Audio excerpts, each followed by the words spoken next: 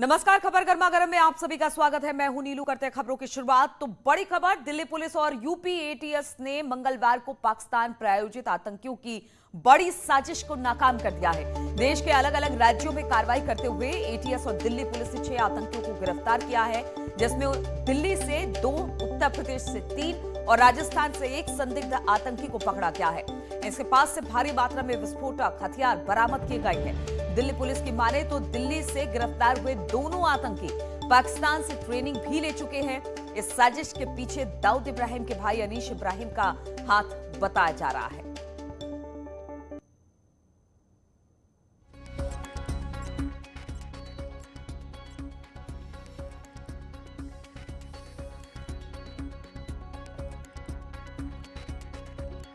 तो देश को दहलाने की साजिश थी। 3 राज्यों से 6 आतंकी गिरफ्तार किए गए हैं। इन तीनों की गिरफ्तारी दिल्ली, उत्तर प्रदेश और राजस्थान से हुई है। दिल्ली पुलिस और एटीएस, उत्तर प्रदेश एटीएस ने मिलकर इस कार्रवाई को अंजाम दिया है। दिल्ली से 2, राजस्थान से 1 आतंकी पकड़े गए हैं। 3 संदिग्ध आतंकी उत्तर प्रदेश से पकड़े गए हैं। अब इनसे लगातार पूछताछ हो रही है। लखनऊ, प्रयागराज, रायबरेली से इन सब की गिरफ्तारी हुई है। दिल्ली पुलिस और एटीएस की संयुक्त कार्रवाई में इन सबको पकड़ा गया है।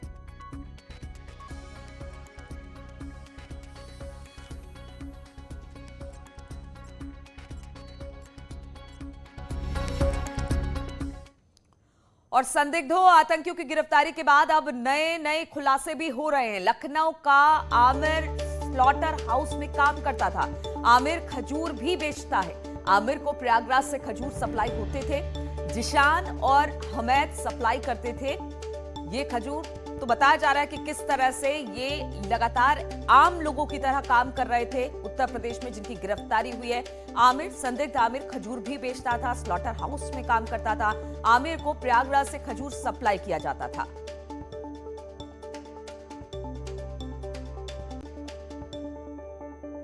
सकते हैं कि मैं राजधानी लखनऊ के उसी गढ़ी कनौरा इलाके में खड़ा हूं, जहां जो घर आपको दिख रहा है, जिसके सामने बैटरी रिक्शा खड़ा हुआ है, वहां से एक आमिर जावेद नाम के संदिग्ध आतंकी की गिरफ्तारी हुई है। इस दौरान जिन संदिग्ध आतंकियों को गिरफ्तार किया गया है, उनके पास से हैंड ग्रेनेड, आईईडी समेत तमाम असलहे और भारी मात्रा में बारूद बरामद किए जाने का दावा किया जा रहा है। ऐसे में अभी इनकी गिरफ्तारी के बाद ये उम्मीद जताई जा रही है कि जब इनसे पूछताछ होगी तो आने वाले दिनों में इस साजिश में और कौन कौन लोग शामिल थे, उनके भी कई नामों का खुलासा हो सकता है। कैमरामैन अनिल के साथ राजीव प्रताप सिंह, न्यूज 18 लखनऊ। और उत्तर प्रदेश एटीएस ने मंगलवार को 4 शहरों में ताबड़तोड़ छापेमारी की है। लखनऊ, प्रयागराज, रायबरेली से संदिग्ध आतंकियों को गिरफ्तार किया गया है। प्रयागराज से जिशान को गिरफ्तार किया गया। न्यूज 18 जिशान के घर पर पहुंचा तो वहां पर सन्नाटा पसरा हुआ था।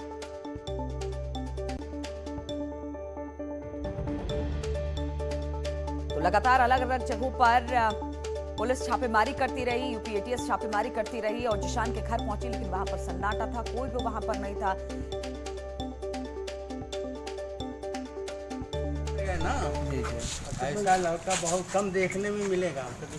बाप, फैमिली, दोस्त, पड़ोसी सबका चाहने वाला, वो भी सबका हाथ दिला दिए। लेकिन अब क्या मामला हो गया हम लोग भी नहीं जानते। ABCD, मैं वकील आदमी हूँ, डिस्ट्रिक्ट कोर्ट का सीनियर वकील, मेरा लड़का भी वकील। समझ गए ना? जी। हम लोगों का ऑफिस सामने है। और वहीं रायबरेली से गिरफ्तार लाला के परिजनों से न्यूज 18 ने एक्सक्लूसिव बातचीत की है। लाला के परिजनों ने सभी आरोपों को खारिज कर दिया है। लाला की पत्नी ने कहा कि उनके पति को फंसाया जा रहा है।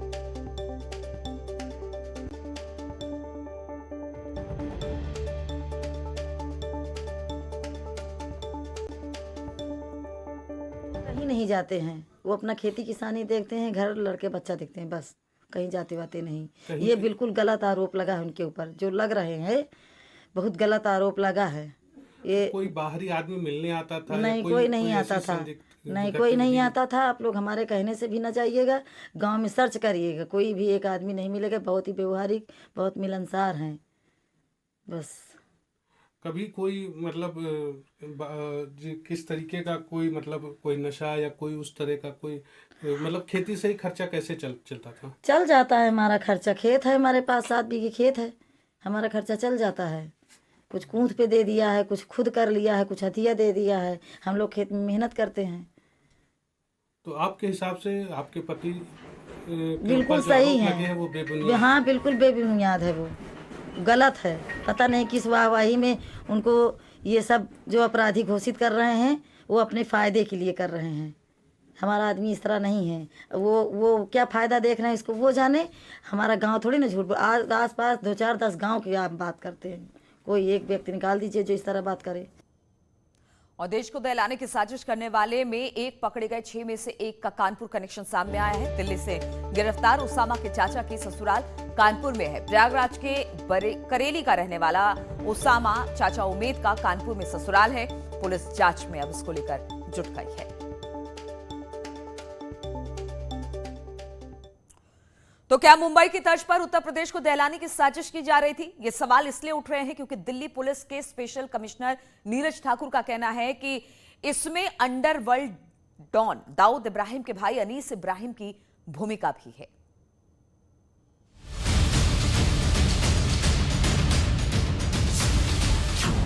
विधानसभा चुनाव से पहले बड़ी आतंकी साजिश का खुलासा। यूपी समेत देश भर से 6 संदिग्ध आतंकी गिरफ्तार। यूपी एटीएस और नई दिल्ली स्पेशल सेल ने कई जगह छापेमारी करते हुए संदिग्ध आतंकियों को दबोच लिया है। लखनऊ आलमबाग से आमिर, रायबरेली से एक संदिग्ध और प्रयागराज से जीशान नाम का युवक गिरफ्तार किया गया है। यानी यूपी से 3 संदिग्ध आतंकियों को पुलिस ने पकड़ा है। प्रयागराज के करेली के साथ साथ नैनी में भी छापेमारी की कार्रवाई की गई है। उसामा और जीशान नाम के 2 व्यक्ति गिरफ्तार किए गए। इसके अलावा एक व्यक्ति और गिरफ्तार किया गया है। ये बात पता चल रही है कि इनके पास आईएसआई से फंडिंग होती थी। इसके साथ ही साथ कुछ यहाँ पर विस्फोटक और इसके साथ ही साथ हैंड ग्रेनेड भी बरामद किए गए हैं। बताया जा रहा है कि पकड़े गए संदिग्ध आईएसआई स्पॉन्सर्ड मॉड्यूल से जुड़े थे। इनका नेटवर्क काफी बड़ा है, जिनमें अंडरवर्ल्ड डॉन दाऊद इब्राहिम के भाई अनीश इब्राहिम की भूमिका भी है। ऐसे में सवाल उठता है कि क्या दाऊद अपने भाई के जरिए यूपी में मुंबई पार्ट 2 को अंजाम देने की तैयारी कर रहा था? क्या विधानसभा चुनाव से पहले यूपी को दहलाने की साजिश रची गई थी? ऐसा माना जा रहा है कि इस मामले में एटीएस ने लखनऊ में जो बयान जारी किया है उसके जरिए ये बताया जा रहा है कि किसी बड़े घटना को अंजाम देने की तैयारी थी और कोई नेटवर्क चल रहा था। दिल्ली पुलिस के स्पेशल कमिश्नर का कहना है कि आने वाले वक्त में पर्व त्योहार के दौरान यूपी, दिल्ली, महाराष्ट्र में बम धमाका करने का लक्ष्य था। उसी की तैयारी में आतंकी जुटे हुए थे। हमारे को सेंट्रल एजेंसी से इनपुट मिली थी, उसी के बेसिस पे हमने ऑपरेशन लॉन्च किया था। अंडरवर्ल्ड का कनेक्शन, अंडरवर्ल्ड कनेक्शन ये है कि लग रहा है कि जो वहाँ से पाकिस्तान से कोऑर्डिनेशन जो हो रहा था वो अनीस इब्राहिम वहाँ से कर रहा था। दाऊद इब्राहिम का भाई। जी हाँ, थैंक यू। ये स्पेशल सेल की टीम है जिन्होंने इस मामले पे बड़े ऑपरेशन को अंजाम देते हुए 6 लोगों को गिरफ्तार किया है और गिरफ्तार करने के बाद अब आगे की पूछताछ होगी। दिल्ली की स्पेशल सेल की माने तो ये संदिग्ध आतंकी ट्रेनिंग के लिए पाकिस्तान गए थे। गिरफ्तार आतंकियों में से कुछ बंगाली भाषा भी बोलते हैं। गिरफ्तार ओसामा दिल्ली के जामिया में रहता था। मूलचंद रायबरेली का रहने वाला है। जीशान प्रयागराज का निवासी है। मोहम्मद अबू बकर बहराइच से है। मोहम्मद आमिर जावेद लखनऊ का रहने वाला है। जान मोहम्मद शेख महाराष्ट्र का निवासी है, जिसमें से एक राजधानी लखनऊ के आलमबाग इलाके के प्रेमवती नगर का है, जहां वो रोशनी दिखाई दे रही है, वहां उसका आवास है। जहां पर हमने उनके परिवार वालों से बातचीत करने का प्रयास किया तो आसपास के लोगों ने उनको निर्दोष बताया, लेकिन मीडिया के सामने उन्होंने किसी भी तरीके से आके अपनी बात कहने से साफ इनकार कर दिया। ये सफलता उस समय हासिल हुई जब 4 जनपदों में एक साथ रेड की गई। ये जनपद लखनऊ, रायबरेली, प्रतापगढ़ तथा प्रयागराज हैं। एक लाइव आईईडी भी प्रयागराज जनपद से बरामद हुआ है। आरोपियों ने बताया कि इनके साथ 14 लोग बंगला बोलने वाले थे। वहां उन्हें एक पंप हाउस में हथियारों की ट्रेनिंग दी गई। पता चला है कि अनीस इब्राहिम एक-एक कर टीम को लीड कर रहा था। उनका काम फंडिंग का था। एक आरोपी लाला पकड़ा गया है जो अंडरवर्ल्ड का आदमी है। दूसरी टीम का काम इंडिया में फेस्टिवल के मौके पर देश भर में ब्लास्ट के लिए शहरों को चिन्हित करना था। स्पेशल सीपी नीरज ने आगे बताया कि उन्हें इनपुट मिला था जिससे पता चला था कि भारत के कुछ हिस्से में आतंकी घटनाएं होने वाली हैं। जिन 2 लोगों को पाकिस्तान लेकर जाया गया था उन्हें 15 दिनों की ट्रेनिंग दी गई थी। स्पेशल टीम अब इन गिरफ्तार आरोपियों से पूछताछ कर रही है। निश्चित तौर पे इस मामले पे आने वाले वक्त में कई और भी आरोपियों की गिरफ्तारी संभव है। वीडियो जर्नलिस्ट हरीश के साथ शंकर आनंद, न्यूज़ 18 दिल्ली। और सीएम योगी आज ग्रामीण सड़कों की रफ्तार बढ़ाने के लिए कई सौगात देने वाले हैं। जिला पंचायत के अधीन आने वाली 195 करोड़ रुपए की लागत से बनी 509 ग्रामीण सड़कों का लोकार्पण होगा। वहीं करीब 34 करोड़ की लागत से 14 ग्रामीण सड़कों का शिलान्यास किया जाएगा। साथ ही प्रधानमंत्री सड़क योजना के तहत आने वाले 4130 करोड़ की लागत से बनी 886 सड़कों का शुभारंभ और 155 करोड़ की लागत से बनी 692 सड़कों को जनता को सौंपा जाएगा। लखनऊ के 5 कालिदास मार्ग से सीएम योगी सुबह 11 बजे वीडियो कॉन्फ्रेंसिंग के जरिए प्रदेश की जनता को सड़कों की सौगात देंगे।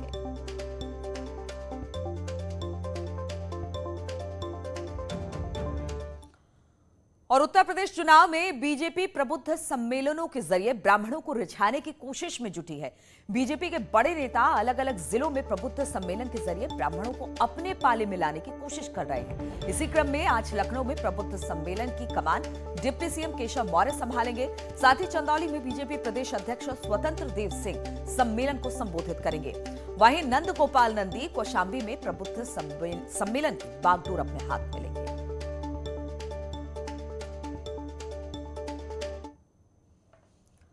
और मंगलवार को प्रधानमंत्री मोदी ने अलीगढ़ में जाट राजा महेंद्र प्रताप सिंह यूनिवर्सिटी और डिफेंस कॉरिडोर की नींव रखी। सभा को संबोधित करते हुए प्रधानमंत्री मोदी सीएम योगी की उन्होंने जमकर इस दौरान तारीफ की। महेंद्र प्रताप सिंह राज्य विश्वविद्यालय और डिफेंस कॉरिडोर के शिलान्यास के मौके पर पीएम मोदी ने योगी सरकार की जमकर तारीफ की। पीएम ने कहा कि 2017 के बाद मुख्यमंत्री योगी और उनकी टीम ने यूपी की तस्वीर बदल कर रख दी। विपक्ष पर निशाना साधते हुए पीएम मोदी ने कहा कि 2017 से पहले यूपी में जमकर भ्रष्टाचार होता था, लेकिन अब योगी राज में यूपी में तेज गति से विकास हो रहा। यूपी के लोग भूल नहीं सकते कि पहले यहाँ किस तरह के घोटाले होते थे, किस तरह राजकाज को भ्रष्टाचारियों के हवाले कर दिया गया था। आज योगी जी की सरकार पूरी ईमानदारी से यूपी के विकास में जुटी हुई है। वहीं सीएम योगी उत्तर प्रदेश में सरकार की उपलब्धियों को गिनाया। योगी ने कहा कि प्रदेश में चहुओर विकास हो रहा है। अलीगढ़ में सीएम योगी ने कहा कि पूरे देश में यूपी निवेश के लिए सबसे बेहतर जगह बन गया है। प्रदेश में 3 लाख करोड़ से ज्यादा का निवेश हुआ है और 1 करोड़ 61 लाख नौजवानों को अपने गांव और जिले में ही रोजगार और नौकरी मिल गई है। फरवरी 2018 में आदरणीय प्रधानमंत्री जी ने उत्तर प्रदेश के पहले इन्वेस्टर समिट का उद्घाटन आकर के स्वयं करके हमें कृतार्थ किया था और आज उसका परिणाम है कि देश के अंदर उत्तर प्रदेश निवेश के अच्छे गंतव्य के रूप में आगे बढ़ा है। 3 लाख करोड़ रुपए से अधिक का निवेश उत्तर प्रदेश में हुआ और उत्तर प्रदेश के 1 करोड़ 61 लाख नौजवानों को अपने ही गांव में, अपने ही घर में, अपने ही जनपद में रोजगार और नौकरी की सुविधाएं उपलब्ध हुई। और इधर एसपी अध्यक्ष अखिलेश यादव ने प्रेस कॉन्फ्रेंस का योगी सरकार पर जमकर निशाना साधा और बीजेपी को अपने चुनाव चिन्ह को ही बदल डालने की सलाह दे डाली। सरकार को अपना चुनाव चिन्ह बुलडोजर रख लेना चाहिए। ये सबसे बड़ी उपलब्धि सरकार की है कि इनका पास बुलडोजर है। बुलडोजर में स्टीयरिंग होता है। अभी बुलडोजर इधर चल रहा है, स्टीयरिंग घूम जाएगा तो बुलडोजर किधर चलेगा। वहीं उत्तर प्रदेश के डिप्टी सीएम केशव मौर्य ने अखिलेश पर पलटवार करते हुए कहा कि अखिलेश को अपनी पार्टी का चुनाव चिन्ह बदलकर AK-47 कर लेना चाहिए। किया है उसमें उन्होंने कहा है कि सरकार को अपना चुनाव निशान बदल करके बुलडोजर रख देना चाहिए। इसलिए अखिलेश यादव जी को फिर अपना मतलब चुनाव निशान बदल करके AK-47 रख देना चाहिए। ननिहाल आई 6 साल के मासूम के साथ एक युवक ने रेप की वारदात को अंजाम दिया। भुट्टा खिलाने के बहाने पड़ोसी युवक मासूम की छत पर ले गया, घिनौनी वारदात को अंजाम दिया। पीड़ित परिवार ने इसकी शिकायत पुलिस से की, जिसके बाद पुलिस ने पॉक्सो एक्ट के तहत रेप की धाराओं के तहत केस दर्ज कर आरोपी को गिरफ्तार किया है।